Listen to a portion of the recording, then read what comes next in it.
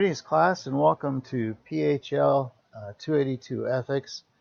I'll be your instructor in this course. My name is Dr. Royer, and in this course we're going to get a brief introductory look at the field of ethics and understand what ethics are. So first we're going to, in the introductory workshop 1, get a handle on what ethics are. How do we understand ethics? And we might ask, okay, what is ethics? And how does the study of ethics relate to you and your life, or me and my life? So when we look at understanding ethics, we're going to basically look at how that would apply to us. And we're going to look at, different philosophical ways of thinking. So the course textbook written by Scott Ray is called Moral Choices. And in it, he has a brief overview of different ethical systems that you're likely to find at work and being used by different individuals in the world. And so hopefully by the end of the course, you'll have an understanding of what those ethical systems mean and what kind of implications they might have in your behavior and for others. In workshop 2, we're going to shift more on to questions of personal integrity. And in this workshop, we're going to move on to read from the second book in the course called Intentional Integrity. And I'll show you that in a minute, but it's basically a downloadable PDF. And I'll show you where you can get that after we discuss these workshops. But anyway, in workshop 2, we're going to answer questions like, okay, if I adopt personal integrity, what does that say about how I act on the job or with other people?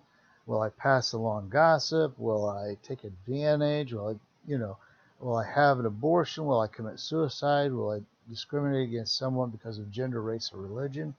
All these questions relate to one's personal integrity. With that in mind, in the second book, Intentional Integrity, written by Millard McAdam, we're going to develop what he calls a personal intentional integrity plan, PIIP for short, by the end of the course. And so we start looking at personal integrity here.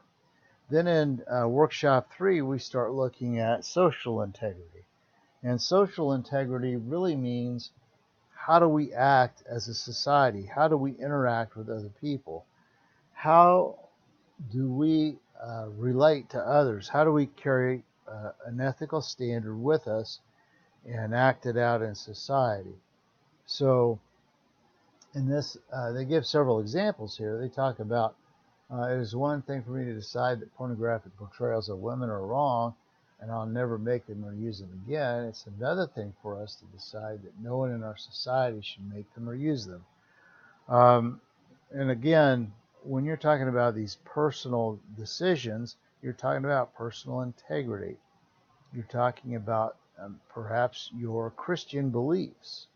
And I understand that everybody who's a Christian may have different ways of understanding different things, but in general, we can all agree that there's a biblical understanding and a Christian worldview that we try to pursue. So when we're looking at these questions and we're thinking about, okay, what is a biblical worldview? What's my personal worldview?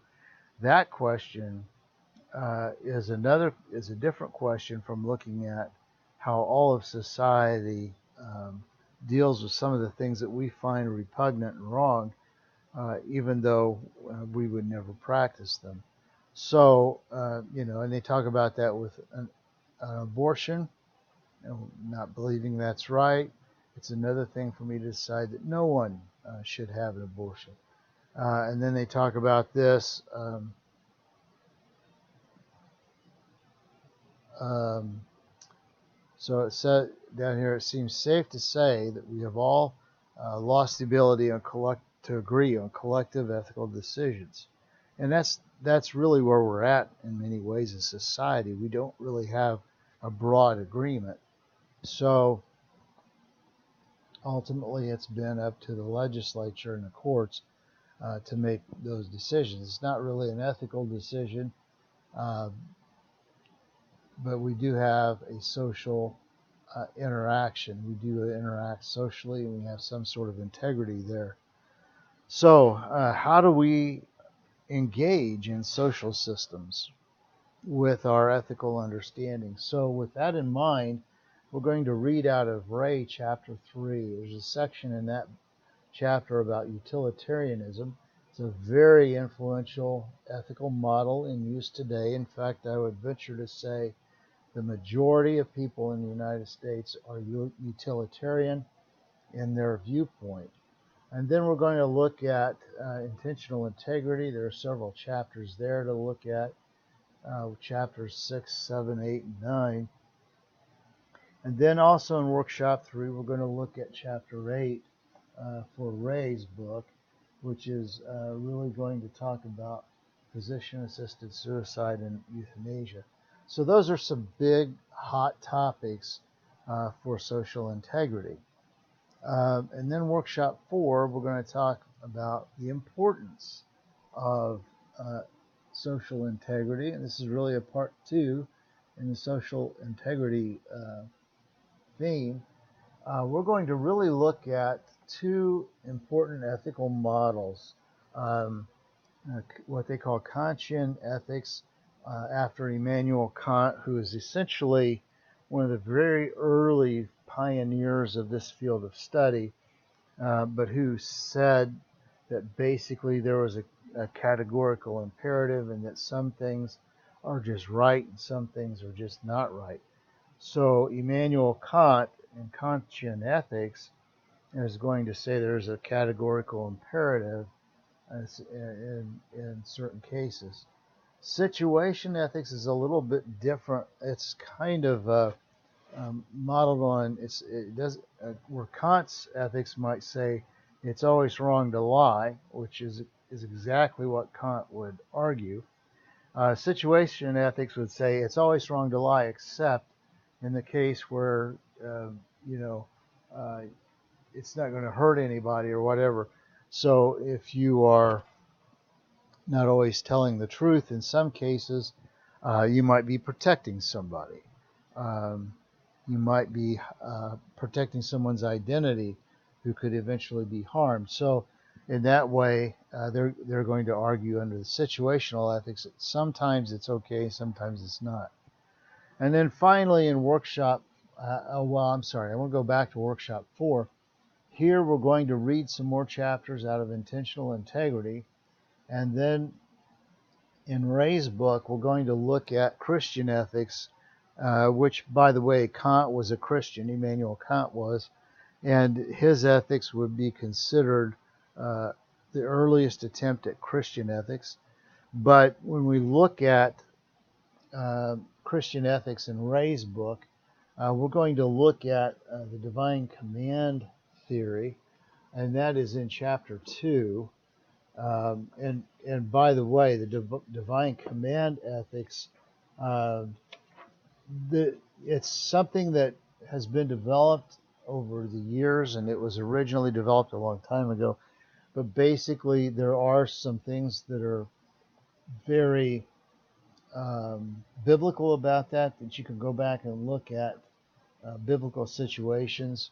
But there are also problems with divine ethic, with building a divine ethic and arguing for it.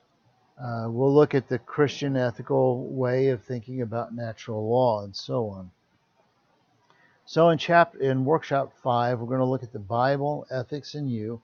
We're going to look at the Christian worldview, the Christian ethics that have been practiced, and we're going to think about, there are different theories that have been put out there, but all of these theories, all of these ethical theories, not one of them is absolutely perfect.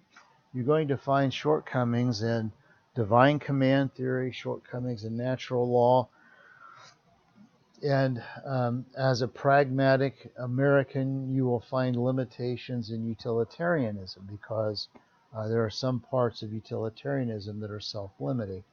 So when we look at this, when we look at these theories, and we look at all the material in the course, you're going to come out at the end with a deeper understanding of how you see the world and how you interact with it.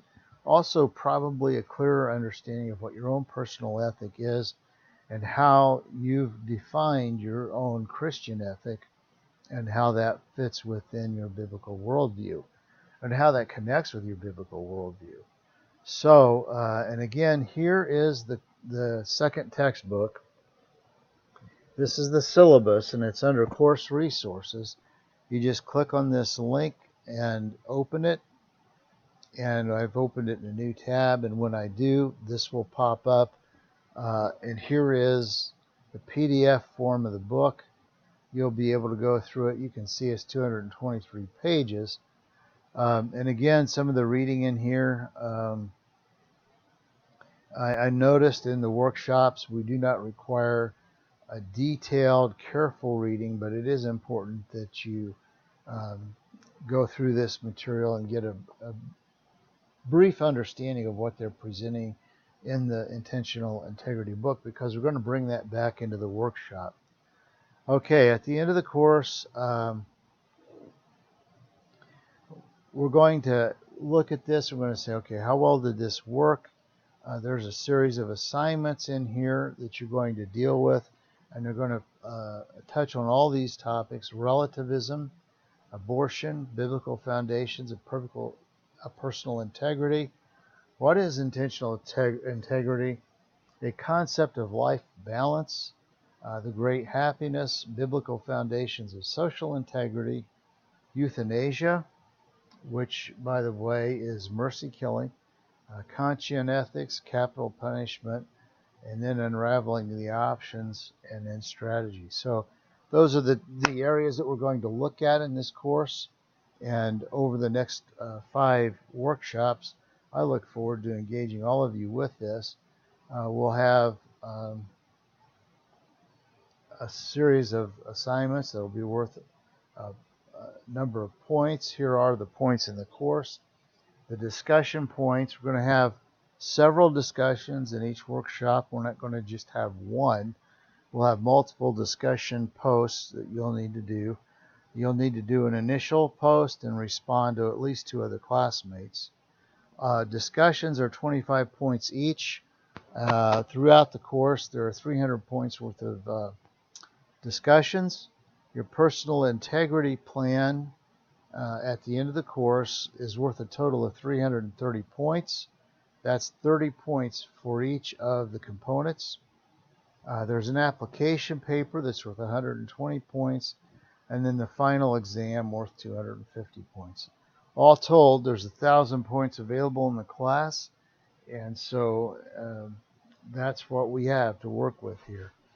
If you've been at IWU for some time, this grading scale will look very familiar to you. You notice that the A is 95% or above, and move on down the grading scale from there.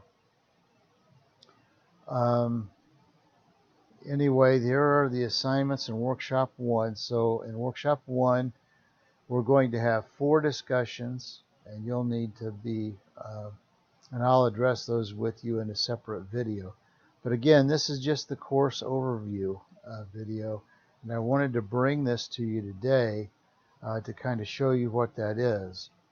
At the course dashboard, you'll be able to see all of these workshops, and then be able to click on each one of them to go to the assignments that are in each workshop.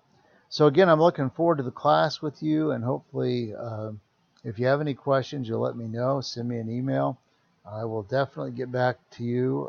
Will do my best to get back to you within 24 hours, but at the very minimum 48 hours. So if you have any questions, I look forward to hearing from you. And again, I'm very excited to see you in the course, and many blessings.